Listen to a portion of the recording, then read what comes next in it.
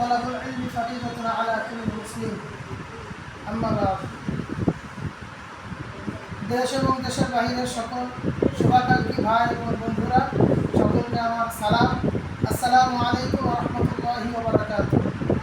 যারা দেশ এবং দেশের বাইরে থেকে আমাদের এই ভিডিও কনফারেন্সটা দেখছেন, সকলকে উদ্দেশ্য করে বলতে চাই, আমাদের নতুন একটি প্রতিষ্ঠান দারুত তাকওয়া নুরানী মাদ্রাসা, আইসরা পশ্চিমপাড়া খালেরপাড়, বাসায় টাঙ্গাইল।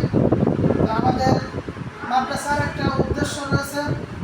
উদ্দেশ্যটা এই, যেহেতু রাসূলুল্লাহ সাল্লাল্লাহু আলাইহি ওয়াসাল্লাম হাদিসে পাকের ভিতরে বলেছেন, তালাবুল ইলমি ফারিদাতুন আলা কুল্লি মুসলিম, দ্বীনি ইলম শিক্ষা করা প্রত্যেক মুসলমান নর এবং নারীর উপর ফরজ। সেহেতু আমরা এই ফরজ বিধানটা কায়েম করতে চাই, রাসূলুল্লাহ সাল্লাল্লাহু আলাইহি ওয়াসাল্লামের এই ফরজ বিধান।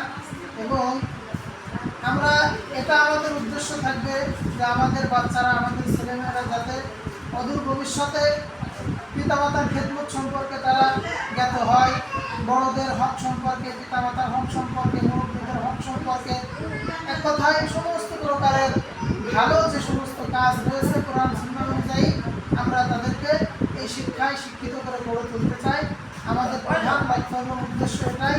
তো আশা করি আপনারা সকলেই বুঝতে পেরেছেন আমাদের মাদ্রাসার উদ্দেশ্য কী। তো আমরা আজকে এই পর্যন্তই।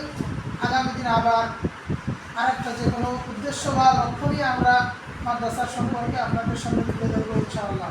আসসালামু আলাইকুম ওয়া রাহমাতুল্লাহি ওয়া বারাকাতুহু।